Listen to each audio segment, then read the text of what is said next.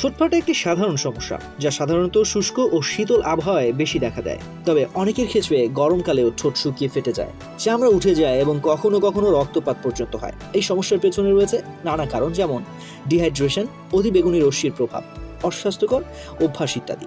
গরমকালে ঠোঁটের সঠিক যত্ন না নিলে এই সমস্যা আরও বাড়তে পারে। গরমকালে ঠোঁট ফাটার প্রধান কারণ। নাম্বার 1, পানি শূন্যতা।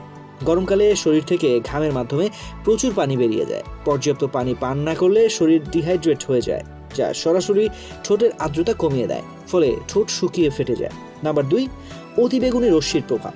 সূর্যের অতিবেগুনি রশ্মি অর্থাৎ ইউভি রে ত্বকের পাশাপাশি ঠোঁটেও ক্ষতি করে। গরমে সানবার্নের মতো ঠোঁটও পুড়ে যেতে পারে, শুষ্ক হয়ে ফাটল ধরে। নাম্বার 3, ঠোঁট চাটার অভ্যাস। অনেকে ঠোঁট শুকালেই বারবার চাটেন, যা সাময়িকভাবে ঠোঁট ভেজা থাকলেও লালার এনজাইম ঠোঁটের ত্বক আরও শুষ্ক করে তোলে, ফলে ঠোঁট ফাটার সমস্যা বাড়ে। নাম্বার 4, অস্বাস্থ্যকর খাদ্যাভ্যাস। গরমকালে মশলাদার, লবণাক্ত বা টক জাতীয় খাবার বেশি খেলে তা শরীরে পানির ভারসাম্য নষ্ট করে এবং ঠোঁট ফাটার সমস্যা তৈরি করতে পারে।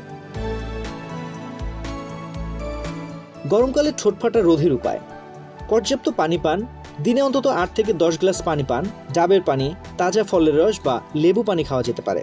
সান প্রোটেকশন ব্যবহার করা যেতে পারে।